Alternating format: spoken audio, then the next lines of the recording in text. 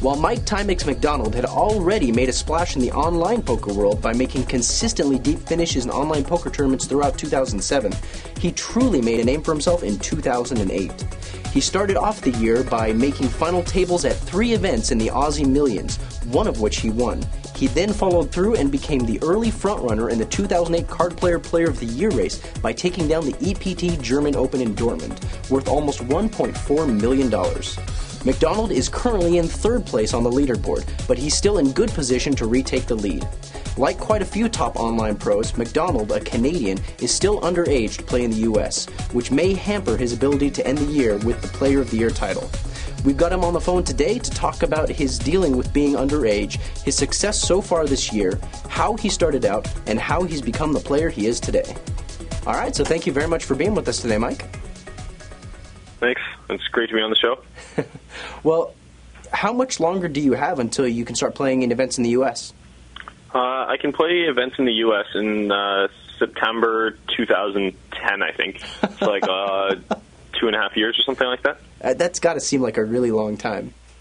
Yeah, it does feel like a really long time. I think it's I'm not sure like where I'll be in 2.5 years, but I'll definitely be looking forward to playing in the United States. Yeah, for sure, to play in your first World Series and stuff like that.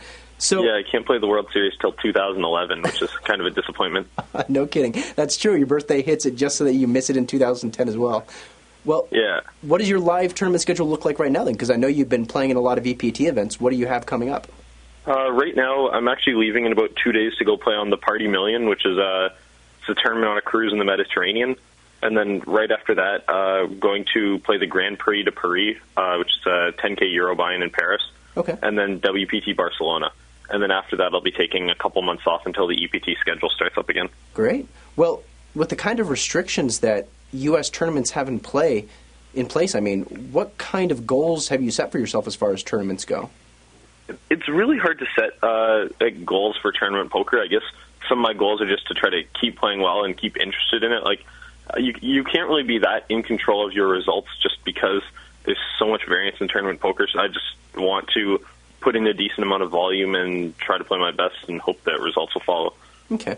Well, I mean, there's still a huge number of tournaments that you can play. I mean, even though it's not nearly as robust as players that can play legally in the U.S., but you've been playing a lot more live. So what are some of the biggest adjustments that you need to make to play in live events versus online events? I think a lot of the major adjustments just come to adapting to various players. It seems like a lot of the good online players play pretty similar, but live, there's just more different styles that people use, and just getting used to, in general, how passive the games are is pretty important for adapting to live play. Like, guys just don't make this multi-barrel bluffs nearly as often as they do online, and it took me a while to get used to that. Okay. And do you see a lot of internet players maybe playing too quickly almost because they're used to kind of getting their chips in a lot earlier or a lot more quickly? I kind of feel that a lot of online players, when they play in these live tournaments, they try too hard to be like table captain, like just winning every pot. Mm-hmm. When I first started, I used to try to be the most aggressive player at the table, pre-flop and post-flop, and I didn't have any real justification for that except that I just wanted to. And I think that a lot of online players are the same way. They just remember the times when their blind seals have been successful and realize the antes are so big and just try to pick up like more pots than they realistically can. Like, when you're playing live, you can definitely pick up a lot of pots, but it's just difficult to open like 3 or 4 pots in orbit, which is what some of these people try to do. Okay. Well, and what about the focus issue? I mean, you obviously play more than one table at once or more than one tournament at once, most likely, when you play online. So how does playing in like a 5-day tournament where you aren't even going to start seeing the money until probably day 3 or 4, how does that affect you as far as concentration and focus? I used to play chess competitively before I got into poker, so I'm used to playing like 5 or 6 hour chess games. So adapting to playing in these big poker tournaments, it wasn't that difficult. So I just try to take the tournament one hand at a time and try to continue to play well and not get too focused on getting in the money a few days later. Okay. Well, how long ago did you start playing poker specifically? I first learned how to play poker maybe sometime in like mid-2004 and started playing it kind of seriously towards like the start of 2006 or so. And how old were you at that point? I was, I guess, 16. So you were 16 when you started taking poker seriously? Yeah. Okay. And how did you work to get better during those early stages, especially as a 16-year-old? I mean, what ways were you thinking about the game, and what methods were you using to improve yourself? When I was first starting, I read a couple poker books, and I also had a couple friends who got started in the game as well, and we'd talk about hands, and I also started posting on a couple online forums, and that helped me a bit.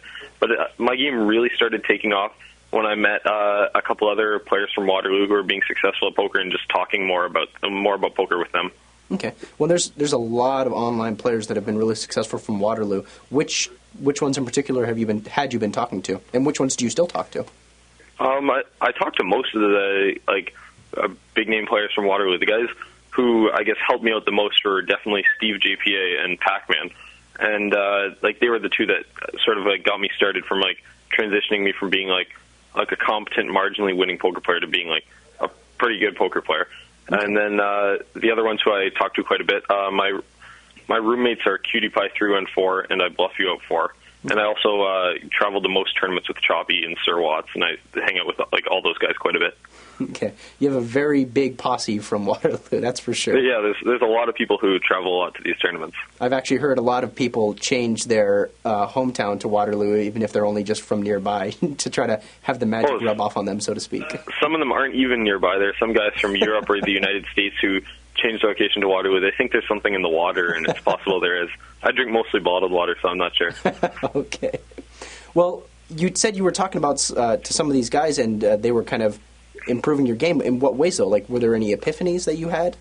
It's tough to say if there were any epiphanies. One of the things that took me a lot longer to learn than it probably should have is just realizing that your profit in poker comes from playing hands better than your opponents. It took me probably over a year before it finally clicked in, that your profit comes from, if you were to put your opponents in the same situation as yourself, just learning how to play your hands strictly better than they do.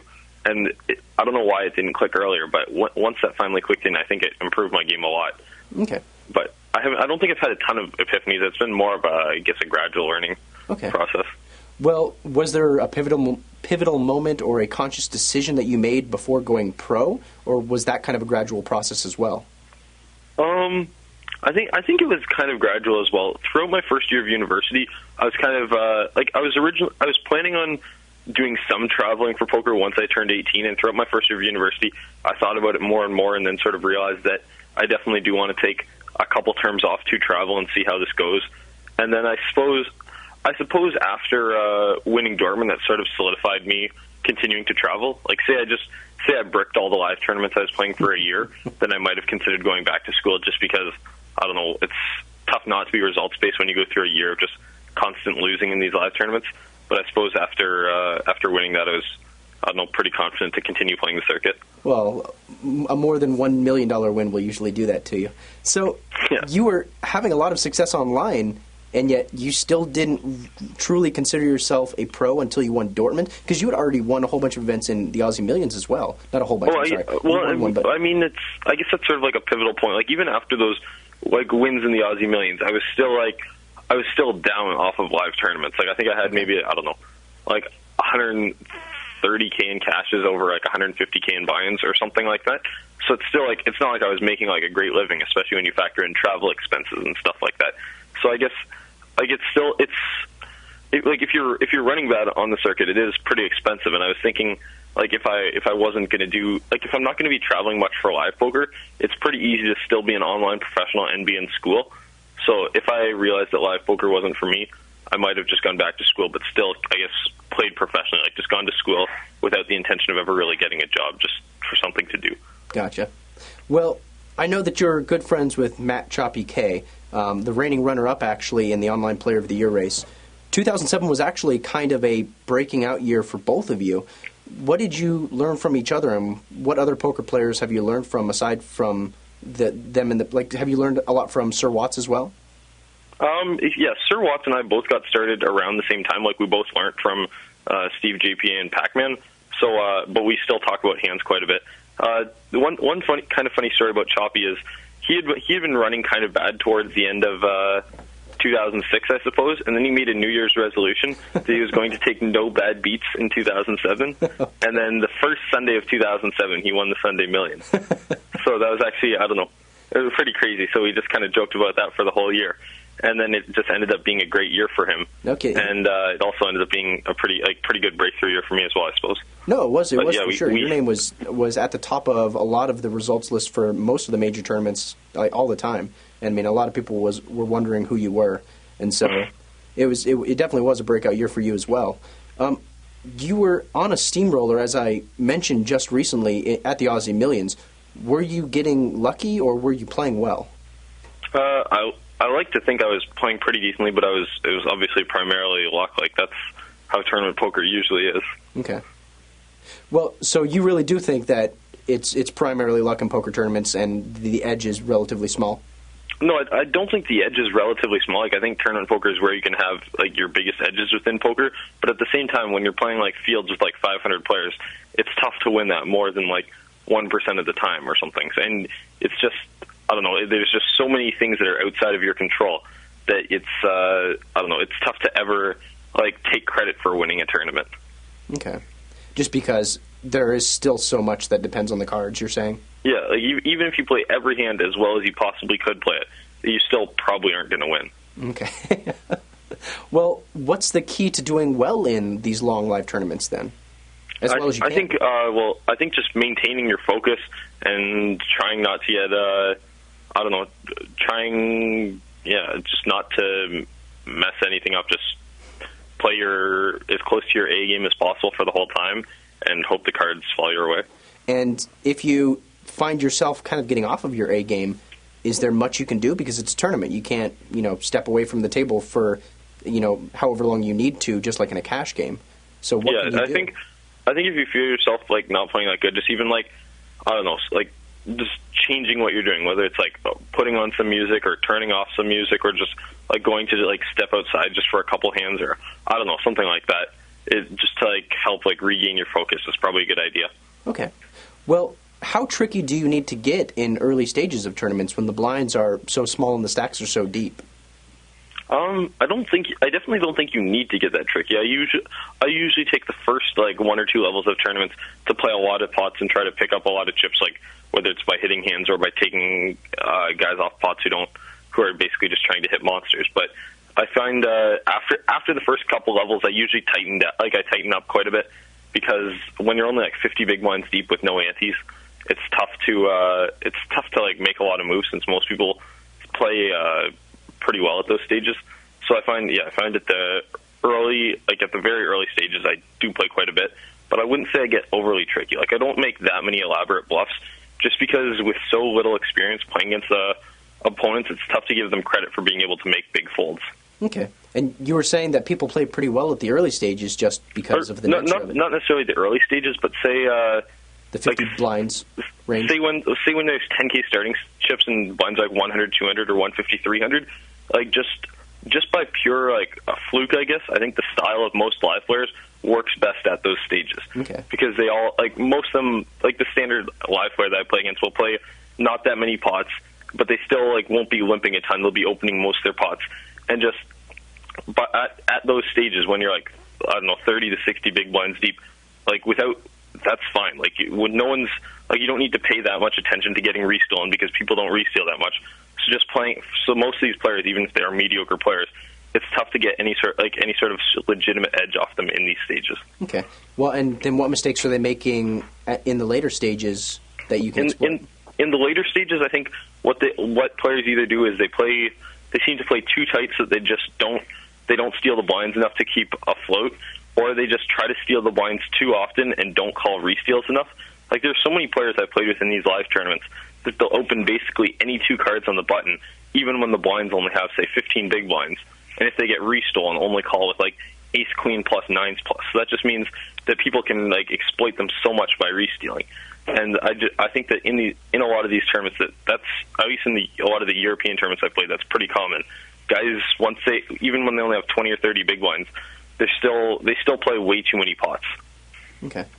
And when you re-steal in a tournament, do you need to have some kind of minimum holding to do so, or is that any 2 cards as well? Like there are definitely spots against these people where it can be any two cards. Like I find against most of the players who I'm kind of familiar with, when I do, like, say when they open, say a player who knows my game relatively well, I find when they open on the button, they won't be opening that insane of a range just because they know I'll be re-stealing quite wide. But against like a random live player who may assume that I'm just like a satellite qualifier or something like that, they'll continue opening just about any two cards. And when they're only calling re-steal so tight, you can re-steal them with any two very, very profitably. Okay. All right, that's all the questions I have for you. Thank you very much for doing this interview with us. Okay, sounds good. And thank you guys for watching The Online Zone on Card Player TV.